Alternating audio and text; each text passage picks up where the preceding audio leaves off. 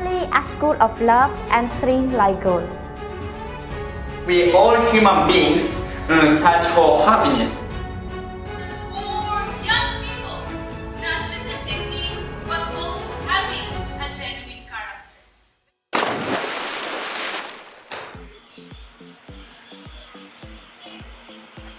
Je vais enlever le masque, vous allez permettre, puisqu'il s'agit d'une conférence, une présentation sur le module 6 de l'éducation du caractère dans le cadre de la Fédération de Tanguy Moudou. Je suis Jean-Claude Koumao, maître Jean-Claude Koumao si vous voulez, instructeur du Tanguy Club de Gagnoa, maître ceinture noire de Médan. Je vais donc présenter, chers grands leaders, chers pratiquants du Tanguy Moudou, ce module qui fait partie des différents modules d'éducation du caractère d'un bon pratiquant du Tanguy Moudou. Il s'agit du module 6 intitulé « La famille comme école de l'amour ». Alors, la famille comme école de l'amour, tout est dit. Dans la famille, il y a une école, il y a l'amour. Nous allons voir donc qu'est-ce que c'est qu'une famille dans le sens, n'est-ce pas, que les vrais parents ont voulu donner à la famille, le sens que nous-mêmes en tant que membres de la Fédération des familles, nous en tant que pratiquants de Tanguy Moudou, avons de la famille. Nous allons donc voir cela à travers les différentes politiques. Alors, d'autres personnes ont parlé avant nous. Par exemple, Gilles Berger, elle dit que la famille est l'institution créatrice de culture par excellence. C'est-à-dire qu'on ne peut pas avoir la culture au-delà de la famille. Hors de la culture, hors de la famille, il n'y a pas de culture, il n'y a pas d'amour. Donc c'est une institution. Et on voit bien que c'est une pierre angulaire. Une pierre angulaire suppose que quelque chose qui est incontournable, qui est important, c'est un pilier pour construire, n'est-ce pas, toutes les relations. Après cela, il y a un autre qu'on appelle Margaret Mead. Margaret Mead, elle pense que la famille, encore et encore, les humains ont réaffirmé leur dépendance à l'égard de la famille comme unité de base de la vie. Vous voyez que l'être humain ne peut pas dépendre de la famille. On dépend tous d'une famille, on vient tous d'une famille. Personne n'est né hors d'une famille. Donc la famille est importante. L'école de l'amour. Qu'est-ce que l'école de l'amour voudrait signifier ici? Une école, c'est une institution, c'est un lieu où on apprend, c'est un lieu où on enseigne, c'est un lieu où on se retrouve, on retrouve un enseignant et des apprenants. Et il y a des lois, il y a des normes, et il y a des évaluations, il y a des notes qu'on donne pour passer à une autre classe. C'est ça une école, c'est un lieu de formation. Lorsqu'on dit que la famille est donc l'école de l'amour, c'est pour dire que au sein de la famille, il y a des cours que nous prenons.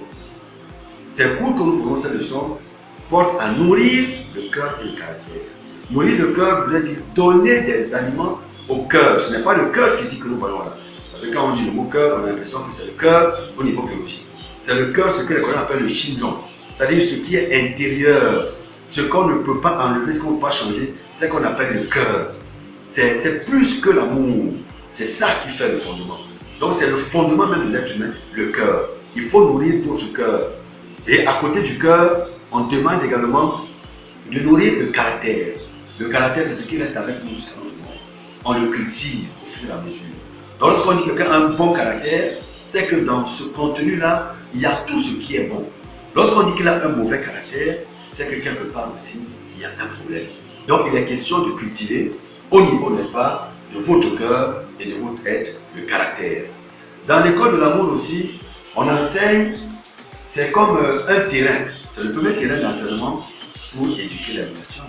On ne peut pas effectivement apprendre les différentes relations humaines hors de la famille. Donc c'est le premier terrain d'entraînement pour toutes les relations. Nous allons voir le type de relations un peu plus tard. Nous continuons donc. Donc, vous voyez que lorsque Dieu a créé le monde, il a fait un ordre que chacun d'entre nous doit respecter. La vie, c'est l'ordre. La vie, c'est l'organisation.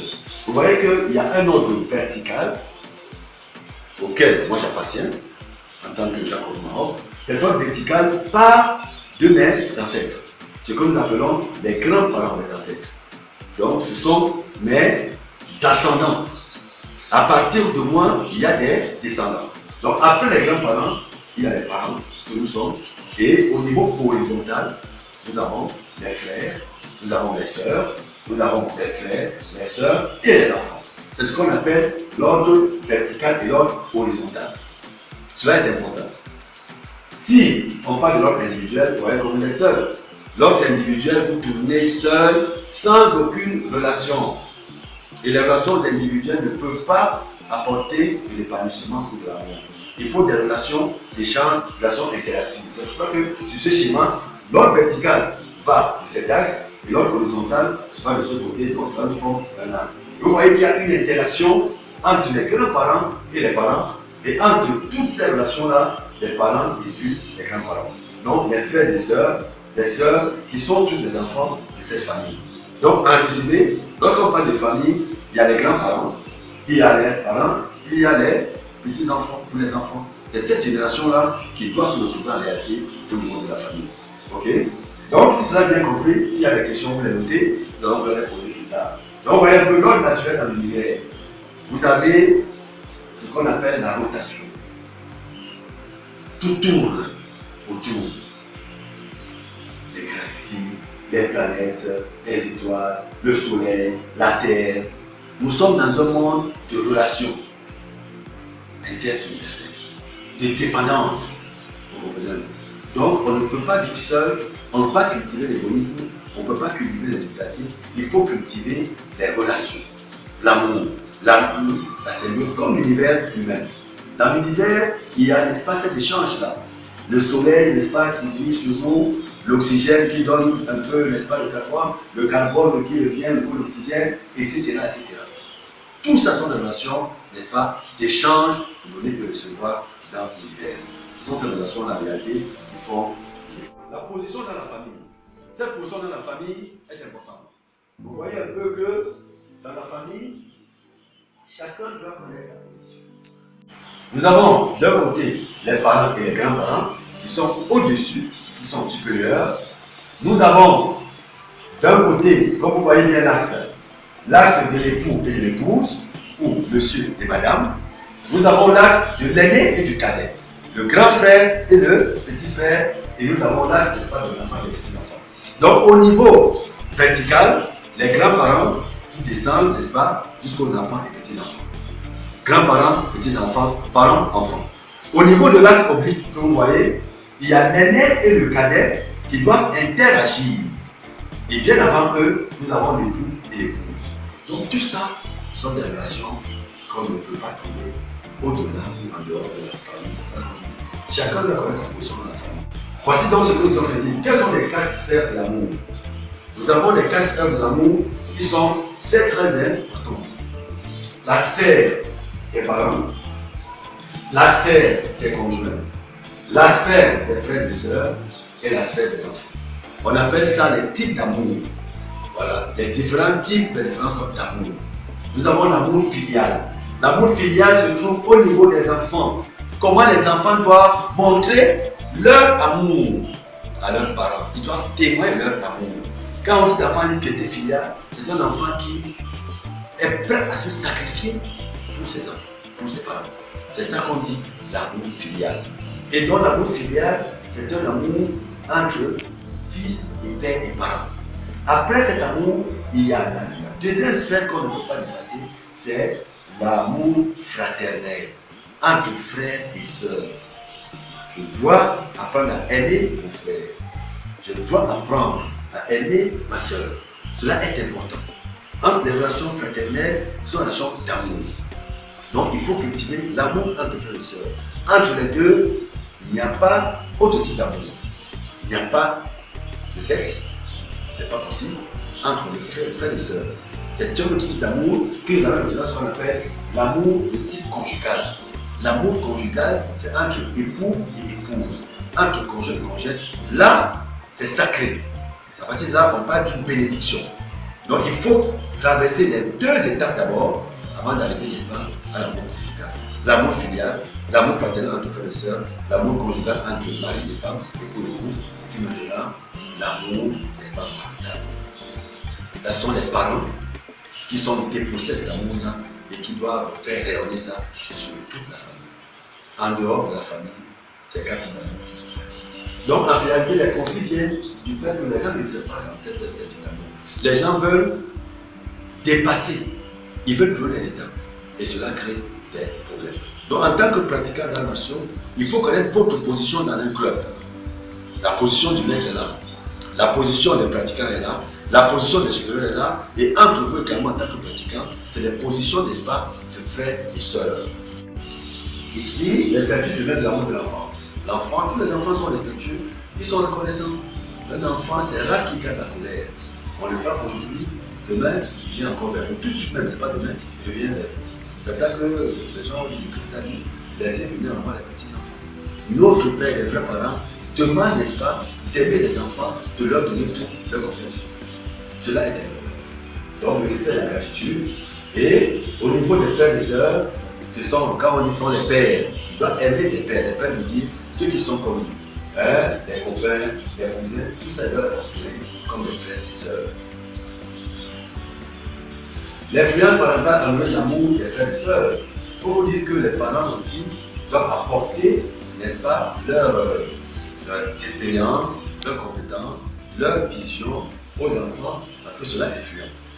Si les parents n'ont pas une bonne formation, naturellement, cela va déteindre sur les enfants. S'ils ont une bonne formation, une bonne compréhension des valeurs, des principes, des lois, alors les enfants également vont imiter cela. Ok? Vous voyez? La relation diversifiée complète la personnalité. Là, nous avons toutes sortes de races, toutes sortes de couleurs. Les blancs, les jaunes, les petits, les grands, les hommes, les femmes, etc. Plus il y a la diversité, plus il y a l'amour, plus il y a, n'est-ce pas, la relation, l'immédiation. Ok? Les vertus primaires de l'amour, les frères et sœurs, il y a des vertus. On a parlé de respect, de gratitude pour l'enfant.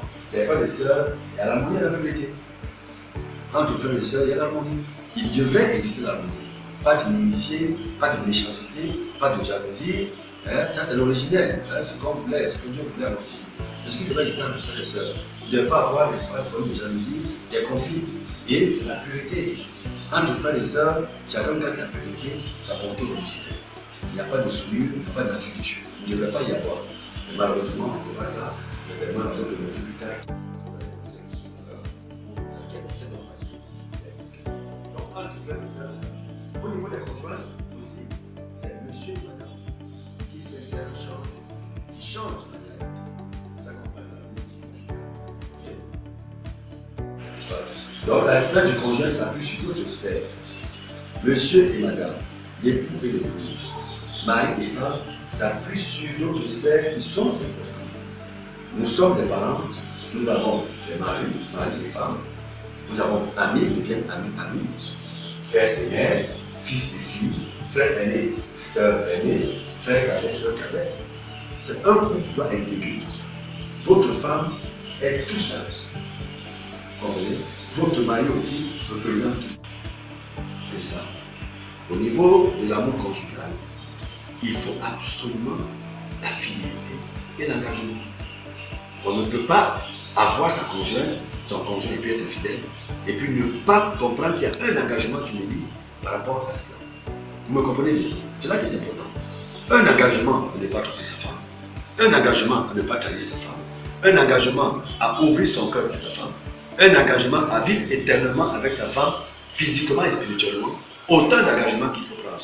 Un engagement à travailler spirituellement avec sa femme, un engagement à mener des activités avec sa femme. Et puis bien évidemment, la fidélité absolue comme on le dit. Il n'y a pas à dire autre chose. Ça c'est dans la famille qu'on doit trouver ça. Et chacun d'entre vous doit cultiver ses valeurs pour soi. C'est ça qu'on appelle l'éducation du caractère. C'est pas facile, mais c'est possible. Ce n'est pas impossible. Beaucoup l'ont fait, nous le faisons, et ce que nous voulons également maîtriser. Donc, à travers cette vertu, au niveau de l'amour parental, nous avons appelé l'amour conjugal, l'amour parental, c'est-à-dire les parents vis-à-vis de leurs enfants. Cet amour aussi demande beaucoup de choses. Oui, on y va. Des sacrifices, par exemple, de l'investissement, de la compassion. Un parent qui a investi pour son enfant ne va pas lui demander en retour de lui rembourser tout ce qu'il a payé dans sa scolarité. Tous ses habits, tout ce qu'il a payé, je te fais ça, et puis le jour où tu vas réussir, tu me rembourses. Ce n'est pas possible. On investit pour les enfants, passons nos enfants, et il faut avoir ce cœur. On compatit à la douleur, à la souffrance des enfants, à leurs problèmes. On les rapproche, on se rapproche d'eux et on apporte des solutions. C'est ça en réalité qu'on demande au niveau de l'amour parental. Cela fait partie des vertus primaires. Oui. Donc, le moment du personnage à travers 4 sphères d'amour, l'amour de tout à l'heure, la personnalité de l'individu se développe à travers ces 4 sphères de l'amour. L'amour filial, l'amour fraternel, l'amour conjugal, l'amour parental. Et donc ici nous voyons les enfants, les frères et sœurs, les conjoints, les parents. Donc nous passons de l'enfance, n'est-ce pas, à la sphère des parents. Et cela est important. Et la sphère supérieure, fondée sur la sphère d'amant, plus altruiste, responsable, et demande un effort. C'est-à-dire qu'on ne peut pas le faire de façon naturelle. Il faut des efforts pour atteindre ces différentes étapes. Et cela est clair. Dans la famille, on doit partager. On doit être responsable. On doit donner. C'est ainsi que c'est ce qu'on veut. Oui. Et au niveau de la société, on peut l'étendre, hein? C'est-à-dire, comme on dit, la famille est la source de base de la société. Donc, si la société, la famille est bonne, la société est bonne. Si la famille est mauvaise, la société devient mauvaise.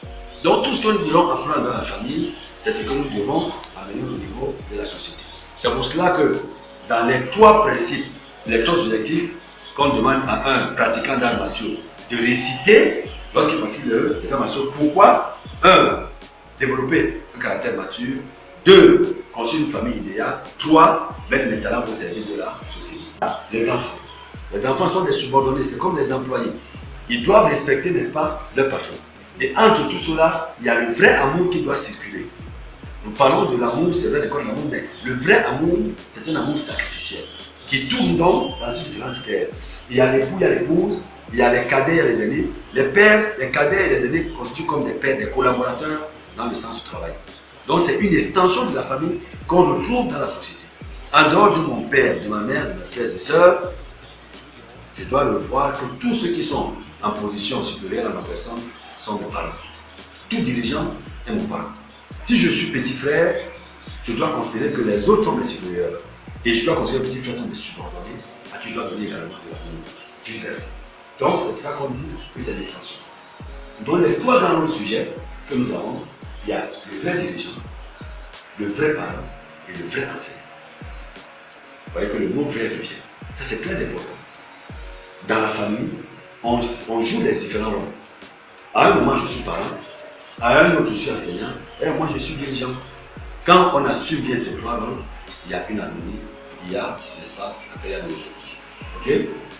Donc, la famille est ancrée dans l'ordre social. Il y a un ordre vertical, la société, les parents, les enfants. La société est là qui nous représente, les parents sont là, et puis les enfants à la longue. Ces 3 ordres-là sont respectés pour les différents stades.